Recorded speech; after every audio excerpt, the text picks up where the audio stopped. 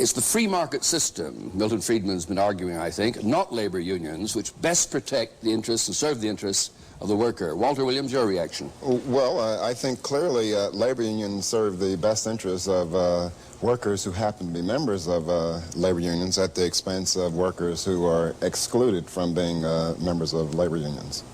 Ernest Green? I don't think you can have a democratic society without having trade unions. I think if you look at any democratic country, it's essential to it. Right of workers to organize, and I think it's consistent. If we are to maintain a democratic country, those freedoms, that the right of workers to organize is a primary objective that we have to maintain. Bill Brady? Well, if they are so vital, why are so many union members leaving the unions? Why are they losing so many decertification? Why are the unions losing so many decertification elections? Why has the number of union members declined so precipitously from 23% of the labor force to, what is it now, less than 19, 18%?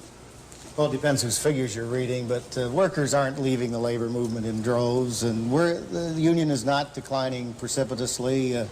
My union, the United Steelworkers of America, the major unions in the country, many small ones are out organizing and growing. The mix of work in the society is changing. We have some employers, as we saw in the film, who can't wait to rush off to the South and try to get in an anti-union environment and invest their money in prosperity in the South instead of in the North. And surely if you invest money anywhere, you're going to have prosperity. So we also have a mix in terms of civil service and service workers, where we have employers who have grumbled on that film. I don't know that if you invest money anywhere that you're going to have prosperity. I don't think that that's a given. That is, you seem to me to be dealing in a premise there that is incorrect. But wait a minute. The key question we're discussing is, who protects the worker? Is it the labor union or the free market that best serves his interest? Well, it seems like from the evidence that I have from a number of research projects that I've engaged in, I found that labor unions protect their members often at the expense of disadvantaged people. And it's a very, very interesting question that labor unions down through the ages have discriminated against all kinds of people in favor of a particular class of workers. We find that labor unions have gone out on strikes and have murdered and maimed people because other people sought entry. And in terms of Mr. Green's remark, he says that in a free democratic society we need labor unions. Yes, that is true. We need the right for voluntary association. That is, people have the right to form associations, but it should not be a requirement that you be a member of a labor union in order to establish a contract for employment. Can't we get some perspective in this, Walter? Talking about unions down through the ages makes no sense at all in terms of where we're at now in this century at this time. This business of trying to relate where unions come from to the medical profession and hypocritical oaths, or hypocritical oaths, however one looks at that, back in the Greek islands really has very little relevance. Yes, it does. The violence, hear me out a minute, I waited patiently. Okay. The violence that's associated with, well, not so patiently, but I waited. The violence associated with the labor movement and so on has been minimal and was a reaction in this century, not over the ages, a reaction in this century to the violence done workers by corporations and powerful economic groups when there was no workers' organization to protect them and no way to deal with their greed and with their power. Now I'm turning to Milton because he's heard the flavor of the discussion. Sure. What Lynn Williams is now saying is utter nonsense. And there's no two ways about it.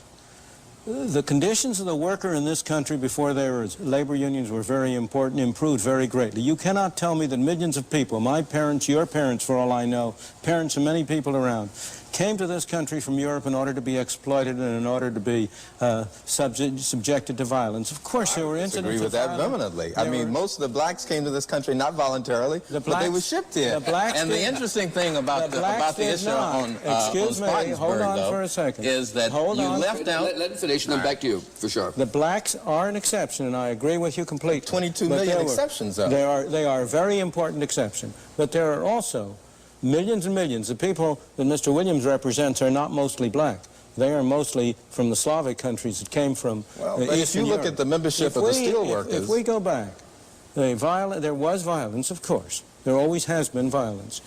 It's not excusable. I'm not excusing violence on the part of anybody.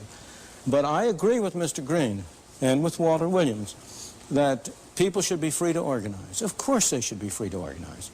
What I object to is the special privileges that have been given by government to labor unions, which are not available to other groups at all. And that's the crux of the argument. And that's where it is. Right? At the end of it all. What's the point? Well, I mean, he is also very against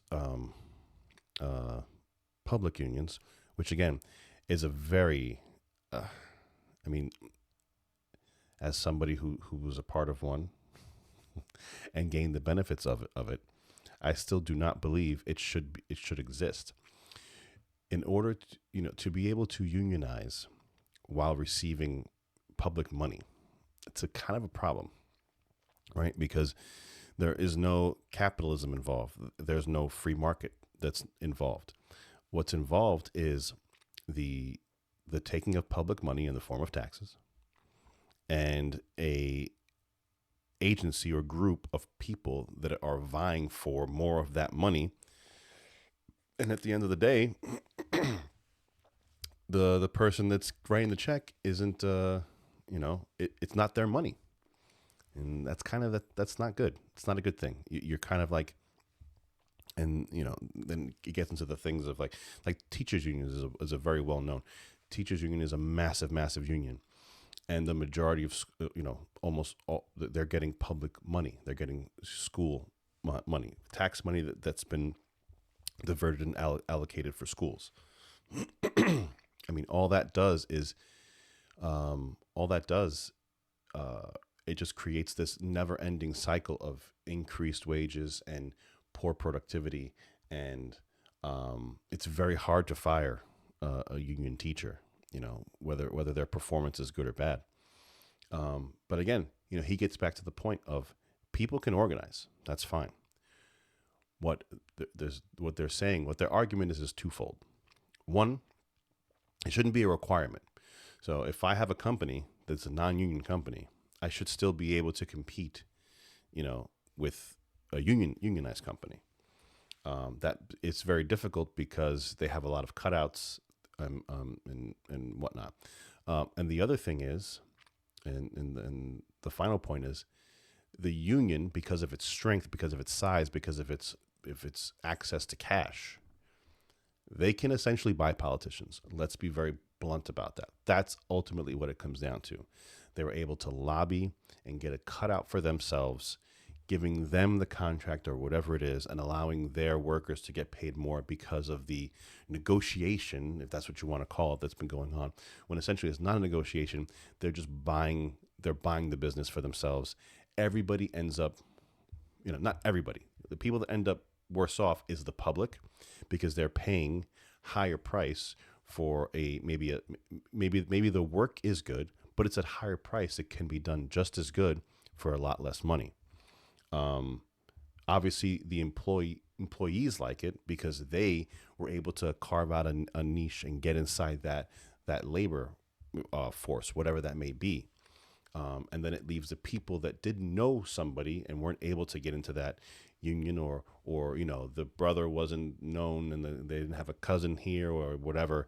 A person that may have exceptional skills but just doesn't have doesn't know the right people, can't get into the spot. And then I know plenty of people that are pretty, piss poor at what they do, but they know somebody, so now they have a good paying union job. Again, meritocracy, that is like a consistent thing. I think you can kind of rule all this stuff out and get rid of it if you base things solely off of that. Thank you guys for coming out. This is a really cool one. Give me a like, give me a share, give me a subscribe, and we will see you again real soon.